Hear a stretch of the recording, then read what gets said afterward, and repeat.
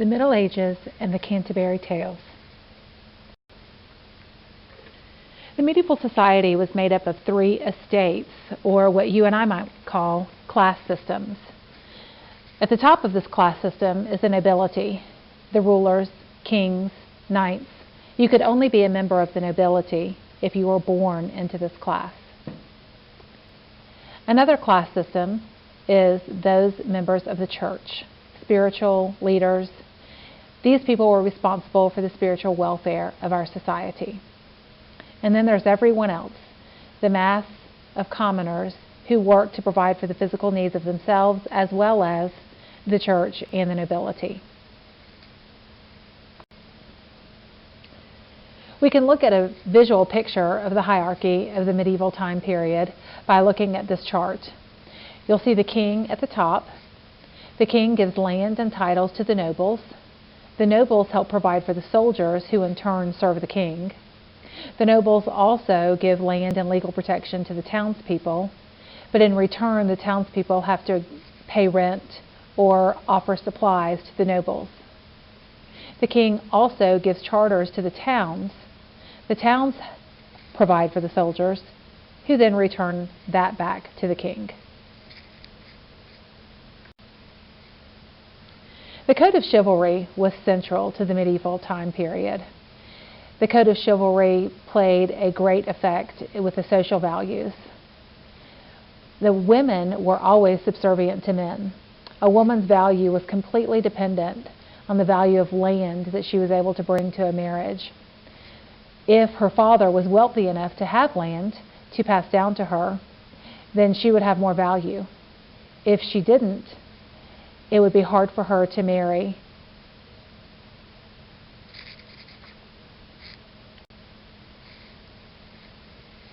The three languages spoken during this time period were French, Latin, and English. We saw the French influence come in when we were studying the Anglo-Saxon period. The nobility spoke French. As we are working through our time period, I want you to notice the change in this after the 100 Years' War. Our church leaders, business leaders, scholars spoke Latin, and the common people spoke English. The religious crusades were fought during the time of 1095 to 1270. The Catholic Church sponsored a series of military expeditions to the Middle East to win Jerusalem and the Holy Land from the Muslims. These crusades ultimately failed, but they did contribute to the weakening concept of feudalism.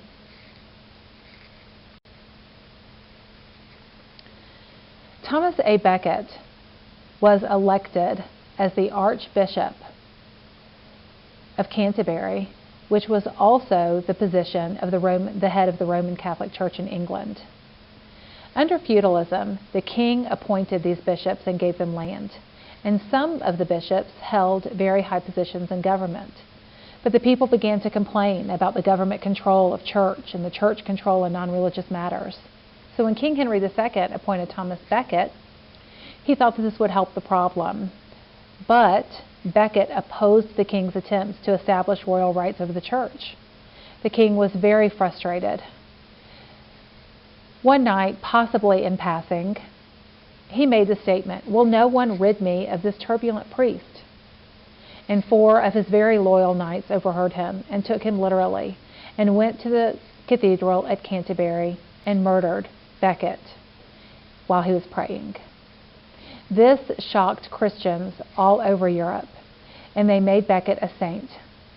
It is this shrine that is built outside the Canterbury Cathedral that is the focal point of our destination for our pilgrimage in the Canterbury Tales. Another implication to the weakening of feudalism is the Magna Carta. The barons were taxed excessively to pay for the military campaigns like the Crusades, and being very frustrated, they revolted against the taxes and forced the king to sign the Magna Carta, which placed the king under the law to protect the citizens. During the 100 Years' War, which was a series of wars being fought between England and France, England lost all of its remaining territory in Europe. This caused a weakening French influence on the English culture. As I mentioned, the language that was spoken by the nobility, being French, that changed.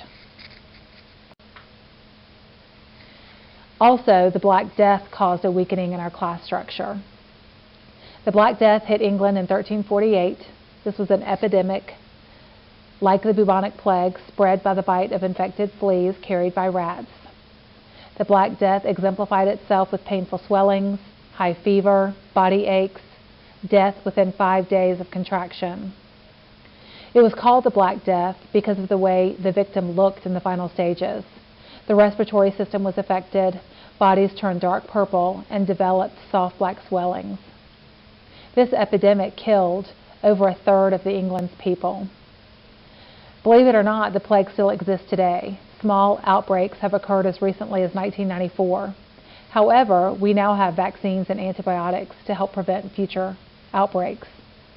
But because of the loss of so many of England's population, it caused a labor shortage. Workers were able to demand more money. Peasants could demand lower rent on their land. Landlords lost money. This showed a rise in the cities. More people moved to the cities, and feudalism broke down even more. If the peasant can charge more money for their labor, then they are increasing their level in the class system, and we see a strong middle class rise. By the 1300s, Middle English was spoken. Old English was the literature spoken for the nobility. Middle English was the language spoken for everyone. And by the late 14th century, a large and prosperous middle class was emerging. It is the middle class that our author, Geoffrey Chaucer, was born. The genre of our time period is the romance genre. I don't want you to think of this as a lovey-dovey, romantic type of literature that we might see today. This type of literature refers to adventures of knights and kings, how the knights celebrated chivalry. It emphasized the concept of courtly love. Courtly love is referring to a man's love for one idealized woman. In literature, she is pictured as almost perfect. The woman makes our knight a better man. Ideally, this genre is very non-sexual, as we might see in a 21st century movie with a lot of sexual overtones. The literature of the time period really did not have that. The knight wore his lady's colors in battle. He was inspired by her, but she was always out of reach. I want you to think about Guinevere and Lancelot. The heroes were admirable men who shared weaknesses, feelings of ordinary humans, whereas our Old English hero, like Beowulf, almost seemed like a superhero, almost imperfect. Many of the romances were about King Arthur and the Knights of the Round Table. Geoffrey Chaucer is considered one of the greatest English writers of the Middle Ages. He was also a well-known government official. You could compare that to a current-day presidential advisor. He was the son of a prosperous wine merchant. In his early teens, he worked as a page in an aristocratic household, which gave Chaucer a unique experience with the middle class as well as the upper class, which comes to play in his work, The Canterbury Tales. He held many administrative posts. He was a very hard-working civil servant. His wife was the daughter of a knight. She held a higher rank than her husband. It is believed that he wrote most of his poetry in French, which was the language of art and literature. He also spoke Italian and could read Latin. He was born into the upper middle class, but he attained the rank of esquire because he associated with the aristocracy and served them. He came into contact with both commoners and the aristocracy, but he was not securely anchored in either world. The structure of the Canterbury Tales is what we will talk about next. First, it was written in the 1300s. Canterbury Tales is a collection of stories told by people making a religious pilgrimage or a journey to the shrine of St. Thomas à Becket in Canterbury. We believe that Chaucer was one of the first to introduce the poetic device iambic pentameter. 10 syllables, one stressed, one unstressed, all in one line. This became one of the most widely used meters in English poetry, probably more familiar to you in Shakespeare's writing. Canterbury Tales is also a frame story.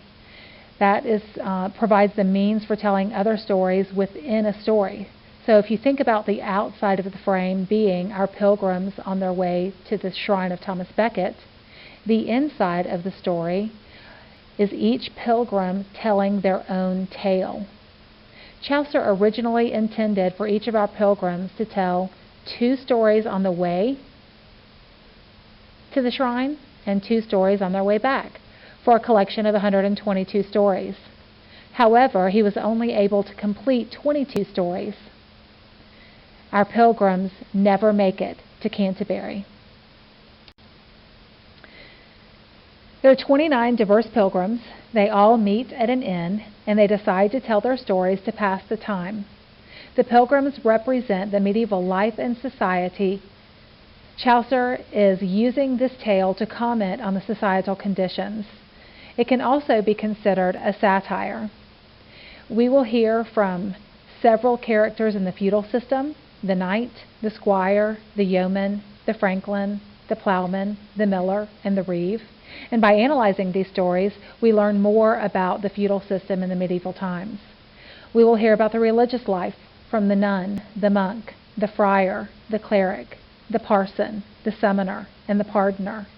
It is very interesting to note how Chaucer views those in the religious sect at the time. And we will also hear from our commoners, or our tradesmen: the merchant, the sergeant at law, 5 tradesmen, a cook, a skipper or shipman, the doctor, the wife of Bath, the manciple, and the host.